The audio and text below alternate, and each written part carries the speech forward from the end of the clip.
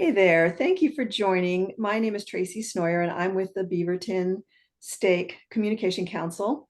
And last summer, we had a very successful event where we invited our Hindu neighbors to come and speak to us and teach us about the religion. We did that for about an hour, and then we opened up the curtains in the back, and there was this tremendously beautiful presentation of all kinds of information and activities that our Hindu friends brought. We had henna, and we had photo booth, and we had some samosas, and we had presentations of many of their beliefs and culture. It was really amazing. What do we have, about 150 people there?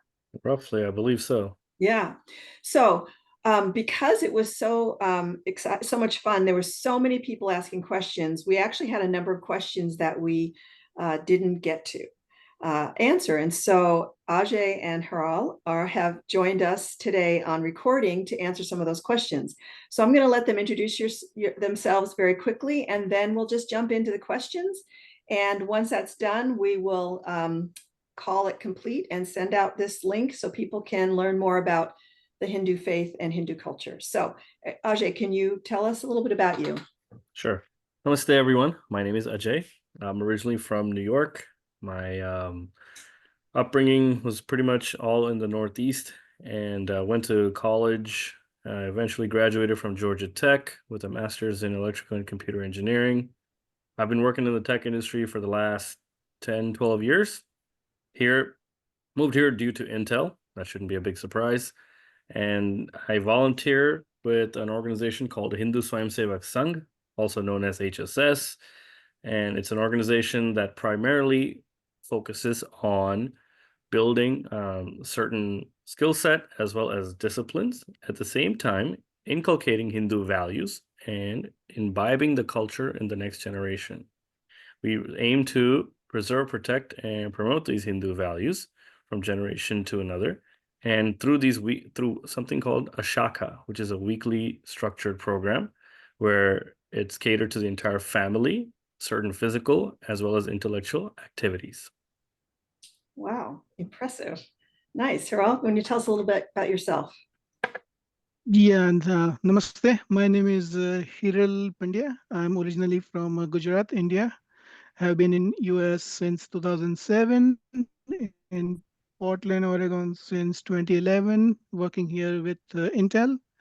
I'm also one of the volunteer at the same organization that Jay ji mentioned, HSS. I'm also a part of several other organizations, cultural, civic, uh, both combined, and doing like helping community, doing volunteering work wherever we can, and also in active in several interfaith organizations like United in Spirit.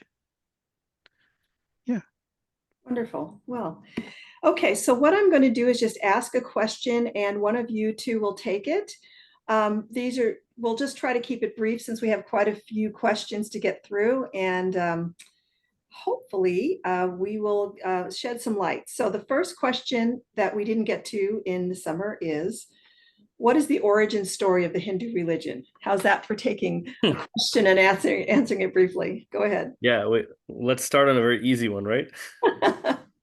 No, so Hindu Dharma, and I'll explain why we keep using the word dharma as opposed to maybe religion in a bit. But so Hindu Dharma was established and founded, after hundreds and thousands of years of research by rishis. Now, rishis were people who essentially gave up on their material lives in order to not just think about themselves, but think more about society.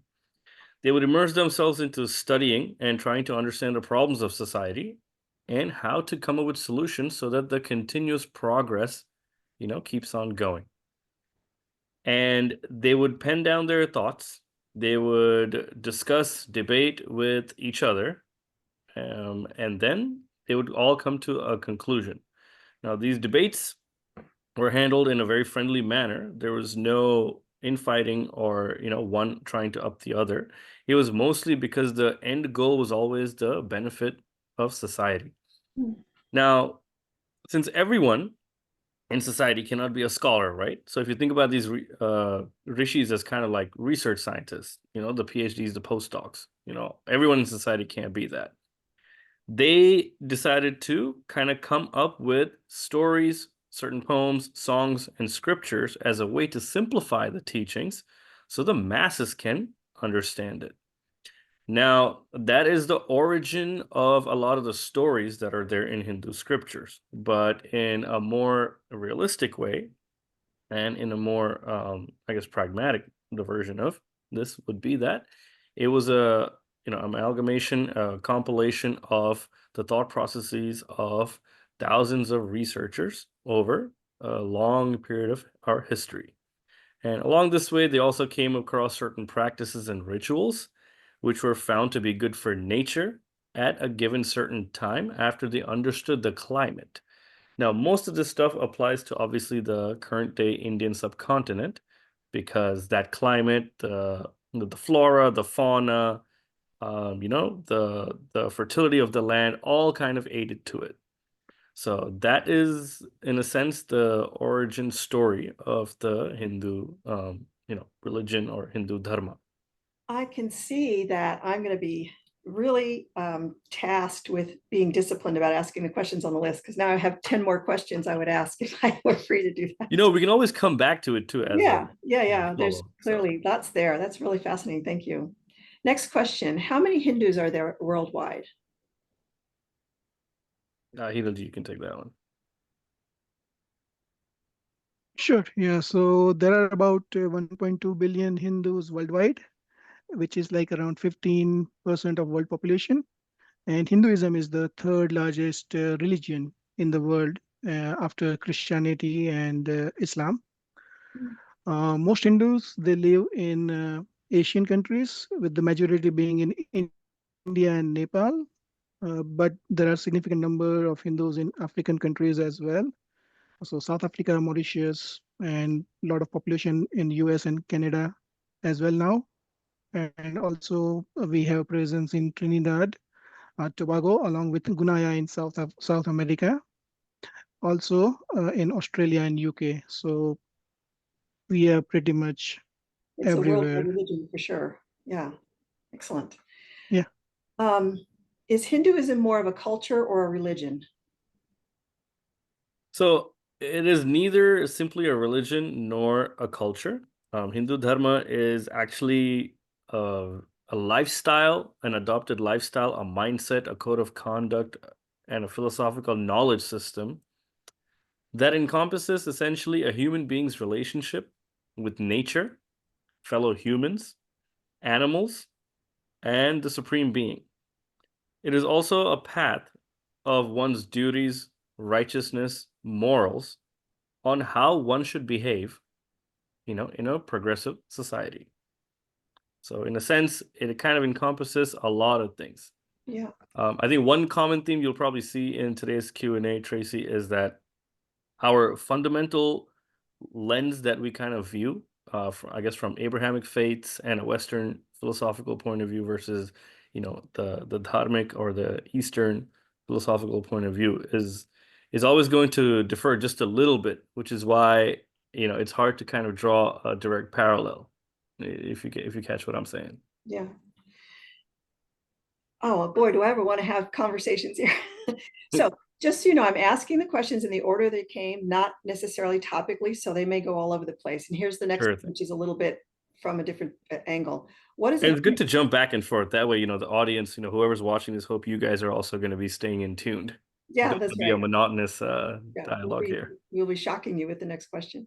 What is a Hindu wedding like?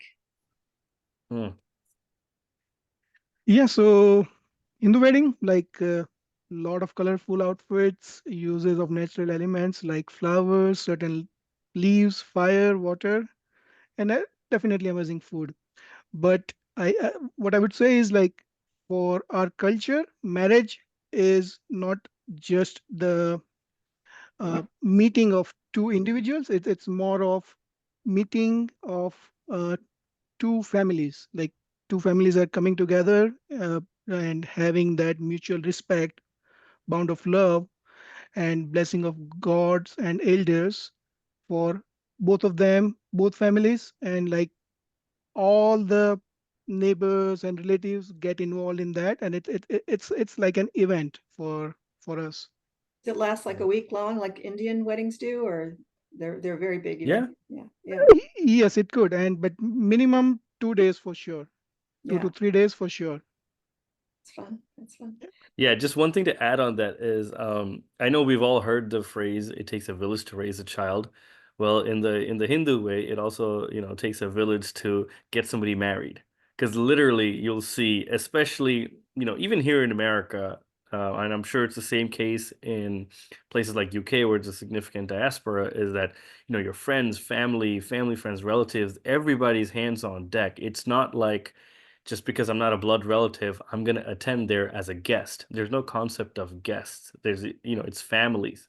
Mhm. Our viewpoint on how we view society is that it's a family, Mhm. right? Because there's actually a very famous shloka or a mantra that is there in Hindu scriptures called Vasudhaiva Kutumbakam, which for the most part translates to our viewpoint and our behavior should be that the whole world is one family. Right. Beautiful. So therefore, when these auspicious events happen in any one Hindu family's home, you'll see a rush. Everybody wants to get involved and help wherever they can. It's That's, almost like, everyone's just dying to get involved and help. yeah, that's wonderful. I want to be invited to one. What is the fest? Oh no, are there different sects to Hinduism?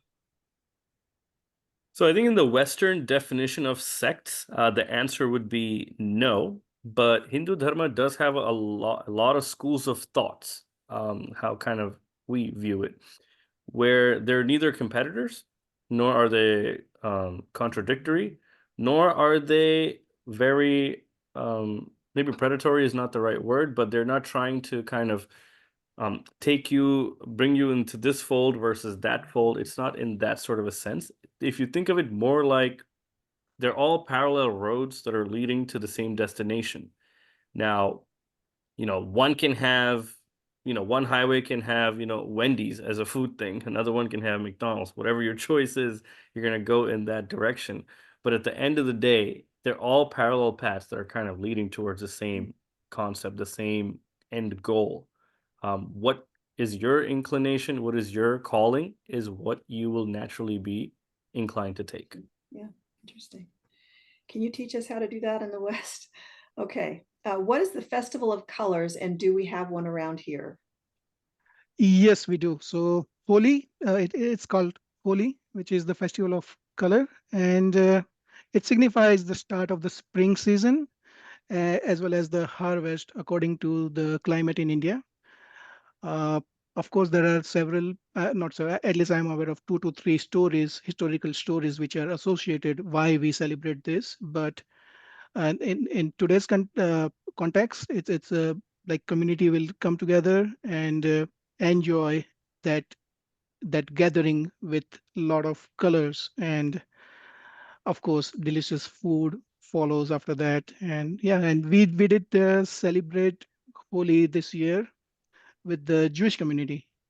Oh, So their festival Purim also falls in the same time frame, and we kind of collaborated and have a joint celebration of Purim and Holi this year, and it was a great experience. Yeah, how is that spelled? The festival name?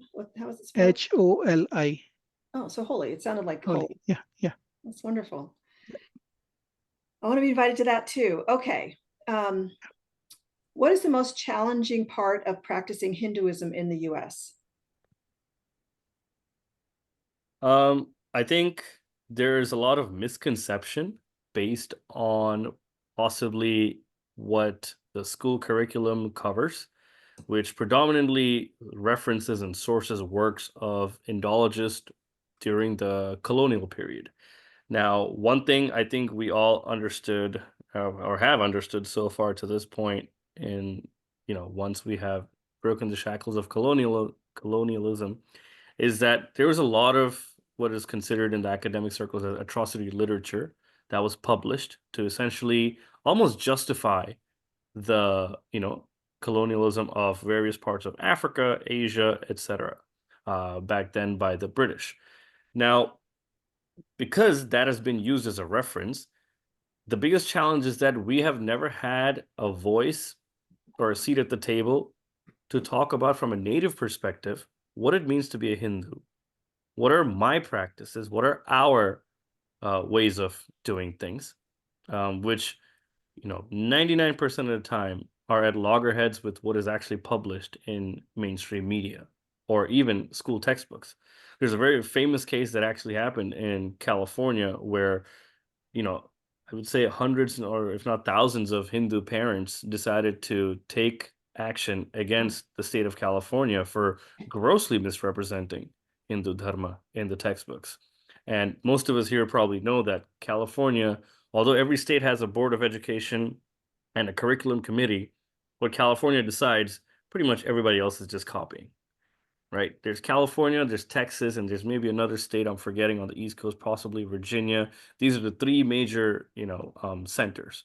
Definitely for Oregon, what California says is what Oregonians do in this regard. So that has been one of the things. And then also certain symbols that we have um, sometimes get misrepresented or misunderstood.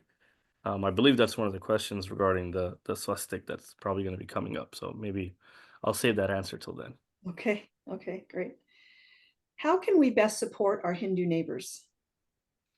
I think we have already taken the first step. Like we started talking, we had this wonderful event, getting to know you. I think that is the first step to understand each other. And I think if we continue this kind of interactions, that would be a really good support.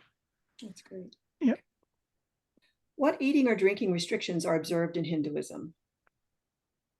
So drinking wise, there are really no restrictions per se, but Ayurveda, which I think most of us have heard about, has been a science that we have practiced as a civilization now for thousands of years. Does talk about certain things that probably do not aid our mental focus, our physical well-being, etc. Um, you know, things like unnatural sources of any sort of food or drinks. Obviously, alcohol, but but there is and when I say that, I also say that kind of with an asterisk because there is a space for fermented alcohol that comes from natural fruits that tends to be actually good for the gut. So again, it's not a restriction, but there are a lot of recommendations. Food wise, beef is considered pretty much a restriction for majority of those that practice Hindu dharma, simply due to the tendency of the Indian breed of cows, the emotions that they exhibit and the nourishment that they exhibit are so close and similar to human beings that being a society, predominantly that comes from a fertile land and an agrarian society, there was a lot of emphasis on how to use every output of the cow to farm organically, as well as use all these byproducts to go through our daily lives. This obviously, if you kind of put a scope to this from a modern lens, you'll realize that since ancient times, Hindus have always thought green. They've always thought about protecting forests, not to deplete resources in order for society's benefits. Wow, beautiful. Let's see. Do people convert to Hinduism or is it an ethnic religion? So Hindu Dharma, like we do not believe in conversion, but it's all about adoption and practice. So one can become Hindu through practicing the principle of dharma and adopting a dharmic lifestyle. There is no bias or labeling of a believer or non-believer. So like even if you're believing in Lord Shiva, you are Hindu. You're believing Lord Krishna, you are Hindu. You're believing Lord Rama, you are Hindu. You are believing in no God, you are still Hindu. So it's like by nature, the way it has developed, it has been adopting all the philosophies and all kind of thoughts and keep on including everyone into us. So there is basically Well, no your concept family, of right? yeah. So basically there is no concept of Conversion. conversion in Hinduism. Yeah, But all are welcome yeah, to think yeah, in. yeah. Okay. Yeah, I just want to add one thing to this one because I think it's an important topic that sometimes gets missed, Tracy, is that according to Hindu philosophy, as Hiral said, there's really no conversion, but it's an adoption. But an adoption of practice of what, right? So if you are willing to live life through the principles of dharma, which are rooted in righteousness, morality, following the laws of nature, mutual respect, and not having this sort of, I think he mentioned a believer, non-believer sort of a classification, and all these sort of things that lead to conflict, right? If you have a conflict-free mindset, which is what dharma kind of continues to propagate within the teachings, then essentially you're already living a Hindu lifestyle. You are, for all practical purposes, a Hindu. Whether your way of worship, or if you choose to have a way of worship or not, is actually a secondary thing. The first primary thing is that we have to live life through dharma, which time and again, is looking at the aspect of human behavior, human relationships with nature, animals, fellow humans, etc. Right? So kind of valuing life in that sense. Beautiful. Okay, I'm going to pronounce this wrong. You'll correct me when I get it wrong. Remember, these are questions that came from the audience at the live event. I have finished reading the Bhagavad Gita. How'd I do? You were about 30%. Bhagavad Gita. But yeah, that. It was 60%. Thank Be you. fair, Ajay. Yeah. Amazing teachings. And I wonder what the next recommended text would be to further my understanding of core Hindu philosophy. Yeah, so I think jumping right into the Bhagavad Gita isn't really the recommended way because you won't absorb it really to the fullest of its potential. Sure, you can read a bunch of words that form a sentence, a bunch of sentences that form a paragraph. But to get the essence of it, you have to practice it. So it is actually said that so in Hindu philosophy and Hindu dharma, there's no one text. There are thousands of texts and scriptures, each at different levels in terms of the intellectual capacity needed, as well as how far are we along our journey. So it is said that we're supposed to first read Puranas and the Upanishads, which are primarily story-based, to give you the concepts of how to understand dharma. Then there are some larger stories, the Mahabharata, the Ramayana. By the way, Mahabharata is the longest story, or I guess the largest. I'm not sure grammatically which one is correct, but I'm sure you guys understand. It is the longest or the largest story ever written in any scripture throughout history. Anyway, so after that comes the Gita, the Bhagavad Gita, and then the Vedas. So Vedas are the ultimate text to understand dharma. And it is highly, highly recommended that we study these under the guidance of a guru, which is the most ideal method, or else they kind of just become, a collection in a library of books we have read. Academic exercise versus a Exactly. lifestyle. Yeah, that makes sense. How are Hare Krishnas related to Hindus? Yeah, so it is like another Hindu school of thought, and it's based on Lord Krishna. So, and like there are a lot of ISKCON temples. So ISKCON is what you are referring as Hare Krishna. So it's just another school of thought. Yeah. Yeah, just for people understanding. So ISKCON, ISKCON, stands for International Society of Krishna Consciousness. Oh, wow. Okay. How do statues of deities figure in worship? So murtis, that's the native term for these, because so maybe I'll just explain to the audience because when you look at it, you're like, okay, it's still a statue. Why do you need a different name? So the Hindus view the murtis as a personification of the supreme being. It is a way of connecting our human mind, which has certain capabilities, yet certain limitations to that supreme being through a visual medium. See, across the world, I think in all religions, the concept of God, supreme being, it's a very abstract idea, right? Hindu philosophy also states that the supreme being is neither bounded by a shape, nor bounded by a gender, nor bounded by any form. But when I close my eyes in a time of, either it's despair or just joy or whatever it is, and I want to connect, I need something visually, right? It makes it easier for a lot of people. So these murtis were kind of first erected with certain characteristics that the Hindus felt encompassed this deity. Now, we do something called a prana pratishtha. Prana literally means life.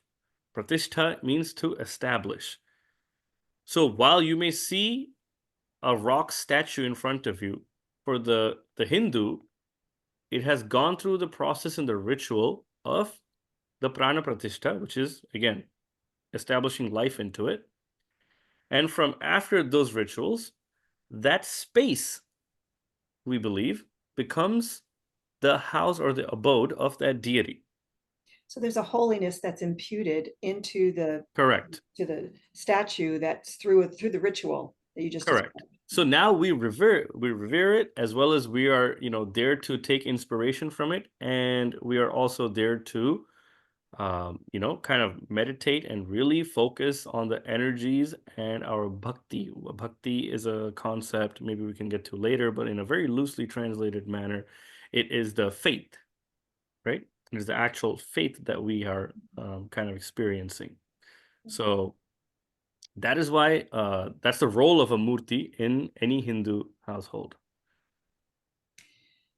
I believe it's very similar, even in Christianity, every church does have a figure of Jesus Christ, if I'm not mistaken, right? I don't believe there is one without. Art, yeah, that comes. Do Hindus believe in reincarnation? Yes, we do believe in reincarnation. Yeah. Anything else you wanted to say about that? Like, how does it work? Do you know how it works, or is it? Do you meet someone and kind of feel like you met them before? How does that work? So reincarnation as a philosophy kind of states that there's two aspects to that. What makes me me? One is my body. So this face that you see, his hands, the skin, whatever. Then there's the internal me, which is called the Atma. Atma is a Sanskrit word that, although not quite apt, but the closest word that can come to it is a soul, but not from, I don't want people to kind of get into like the witchcraft mindset and thinking about that sort of stuff. Because here it talks about the kind of the inner being. That is really the Atma. So this inner being, right, goes from birth to use different bodies. So I may not be in this body in my next life. I may be in a different body. But my consciousness, there is the belief that some part of it does move forward into the next life with you. Will you always reincarnate into a human body, or can you reincarnate into anything like a plant or an animal? Or so various schools of thoughts on this too. Some say predominantly it can go in any order. You can, depending on our karma, which are our actions in this life, we could be affected, in a certain positive way, negative way into the next life. And then there's certain schools of thoughts that predominantly look at it as, for the most part, you'll kind of be remaining in the human form, but with either more adversity in life or maybe a little bit more comfort or, intellect in life or however. okay. But I think the majority, the baseline here is the concept of our actions will determine where we're going next. Okay, great. Are castes rooted in Hindu religion and philosophy, or from evolved cultural practices? So no, caste is not part of either Hindu religion or philosophy or thought process.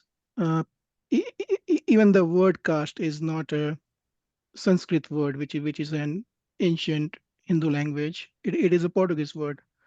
So when they came to India and when they tried to understand the society from the perspective of their experiences as European lifestyle, they kind of divided, and that is how this caste word got associated with the Hindu society. So Okay. just to kind of add to that, so the short answer is that no, it is not rooted. It has no space, room, or any sort of you know mention or anything like that in Hindu religion or philosophy. But when the Europeans first came in the medieval times, they came from a certain European construct of society, which is kind of a little more rigid and vertical. Our construct of society has always been fluid and horizontal. So people constantly moved, sideways rather than vertically up and down. So when the Europeans first made contact, it was very hard for them to understand how is this society working? Because again, you have to understand that from a colonizer's point of view, to understand the society is very important because you have to find the cracks and you have to figure out where your entry point is going to be. So therefore, they couldn't quite understand how is it that every time we go maybe 100 miles this way, 100 miles that way, the social construct seems to be changing, right? Um, so therefore, they started kind of actually classifying us into these buckets. And obviously, when colonialism was at its peak, it really got exploited. And, then came all the ill practices in society of, discrimination, etc. Now, having said that, does that mean that there's no discrimination in society? Of course not. There is. Everyone's fully aware of it. The society accepts it, that this is an evil that needs to be gotten rid of. But from its peak in the 1800s to, when the British Empire was fully in control of a large part of the current Indian subcontinent, the society, to now, I believe a lot of work has gone in from a very organic point of view to rid the society of these sort of evils. And just to connect it to your previous question, this is one of the challenges that most Hindus face here in India because of this misconception, misinformation, and misassociation of caste with the Hindu religion. Yeah. Yeah. Yeah. Okay, this next one, we're going to have to be a little bit of a detective, but I want to try to do this because this question came up more than once. Sorry, Tracy. So just one last thing that Sure, I of thought I course. completely forgot to mention. So for that caste question, right? The funny thing, I just want to kind of mention this to the audience, is that in the Indian subcontinent, it is not just the Hindus, by the way, that have caste identification. Okay, it's actually there in the Christian society. It is there even in the Muslim society. Now, this may come as a big surprise because, as practitioners of the faith yourself, and, even if you talk to, let's say, some of the Muslims here out who are not from the Indian subcontinent, be it the Middle East or anywhere else, they would be completely baffled because what does this have to do with Christianity or Islam? But because these people are pretty much all converts, right? And they've been in that same land and they went through the same colonial experience as everybody else, they still have that sort of internal classification, etc., and that they've gotten used to. Because one thing during the British Absorbing it time into was their, yeah. it was entrenched that if you had a certain caste identity, you were kind of given special privileges. So then the fight in order to get those privileges in a despair society kind of became more and more prevalent, and therefore people started hanging on to that identity more and more. Mm. But I think I'll stop there. So just one more thing. So just in the present context in India, caste, because you mentioned like all the religion, it's more of a administrative labeling than the actual practice. It doesn't, it's not in the practice, but it's in the administrative environment Mm. to uplift whoever needs help. And so that's why it's like in all religions, if you look at India. Yeah. Okay, thank you. Okay, this next question, as I started to say before, this is a question that came from an audience member, and we're going to have to be a little bit detectives to get the actual question, but several people had the same question. So this was, Asia, you're going to have to remember back to your presentation. You had a slide called the Law of Karma slide, and you said that heaven was not the goal, but M, she didn't get the right word. She didn't get the word. It begins with an M, is a Okay. word that begins with M, is the goal. Could you please explain that? So clearly it's not a Moksha. fully formed question, but hopefully it'll ring a bell and you'll know what we're Yeah. talking about. Yes. I believe I even had certain verbal discussions about this. Okay, so let me try to explain. So in the law of karma, basically what it is saying is that our end goal is not to go, you know, sit in a heaven somewhere. It is to attain moksha. So now what is, by the way, the M word is moksha. Moksha. Moksha. I Just like that your words are so phonetically written. They're not, they don't have 25 vowels or consonants. You yeah. can actually, We also don't have any silent letters. oh, God bless you. So, okay. So when I say moksha is the ultimate goal, essentially it is a sort of a liberation or a detachment from the cycle of birth and death. Birth and death. Now, why do we need so many lives? Is a natural question. Well, because if you look at our own lives and if we're really honest, hand over our heart, we know that we have made certain mistakes, mistakes that sometimes happen inadvertently, mistakes sometimes that happen that we knew we shouldn't have done, but we still did it, right? So to strive to kind of live life, right, to the dharma standard of constantly thinking about the welfare of others, constantly having this not this notion of non-violence. And when I say non-violence here, I mean, mentally, intellectually as well, right? Not just like I'm not going to be able to defend myself. No, not that. But in order to get to that point, right, we need multiple births to increase our consciousness. So moksha gives us the goal where we can be one with the supreme being themselves. That is the ultimate goal. And it is even said that moksha is a self-realization. It is not like you're suddenly in a place where they're, showering rose petals on you.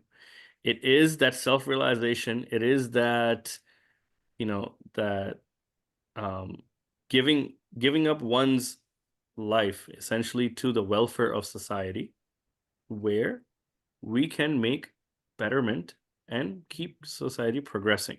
Kind of like what the rishis did, what I mentioned in the beginning, where they detached themselves from the materialistic world, sat back, observed, and gave whatever time, mind, space that they could, not just to their families, but to the welfare of all. So with that being the ultimate goal, right? That is where I think Hindu Dharma kind of, in contrast to, let's say, maybe Abrahamic faiths or Western philosophy, differ in the sense that heaven is not the goal. Sometimes heaven is just a pit stop, because that can be a temporary place where we say that the Atma can go, but then has to come back again and take up another body on earth in order to do better.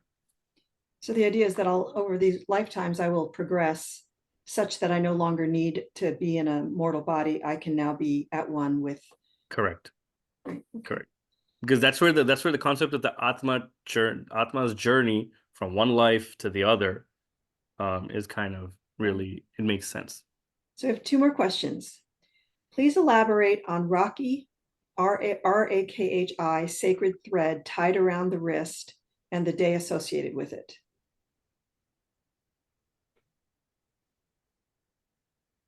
Peter, do you want to answer that one?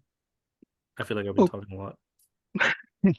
yeah. So uh, uh, the origin. So the Raki is nothing but a sacred thread that Oh, very traditionally, yeah, he's thank wearing you. that. Traditionally, wives, sisters tie to their brothers as a mark of protection, meaning that they both are taking an oath that they will protect each other for the life.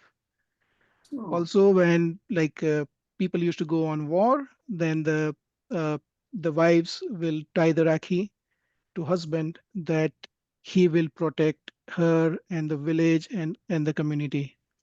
So that is the basic concept of rakhi, like uh, taking taking a bow that yes, I will protect you and you will protect me So and this we is will it's protect related the to whole a society. married couple? It's a marriage couple, or it could be any So traditionally it is between brother and sister. So other. sisters will tie the rakhi Okay. to brother. Yeah. All right, last question.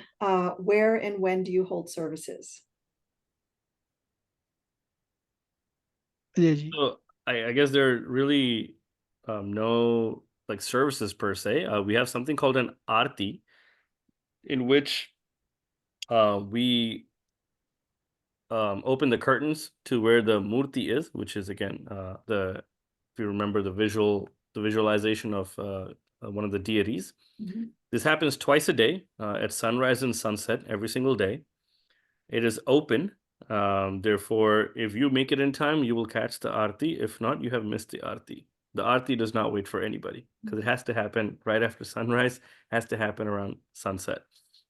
Um, the concept in Hindu philosophy is that the temple is like a community center where people are supposed to come together in order to, focus on the meditative state of their mind or focus on the deity themselves to draw inspiration, sing if need be to kind of, bring the community together just to create those positive vibes, right? And from time immemorial, when temples have been built, this has always been the case that they have functioned as community centers for people to come together.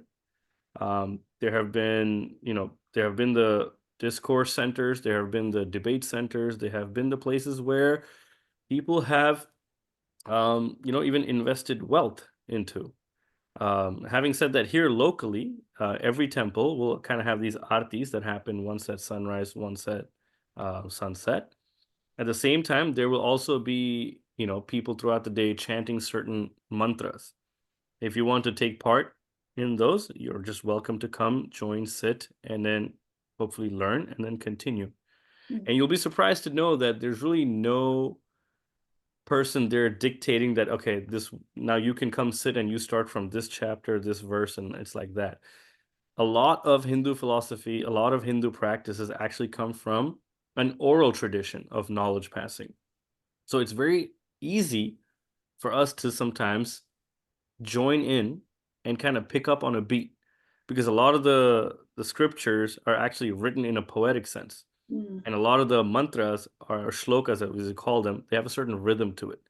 There's a certain way to say it, and it kind of follows actually a certain number of beats per second. Um, so long story short, this is kind of how the whole thing happens.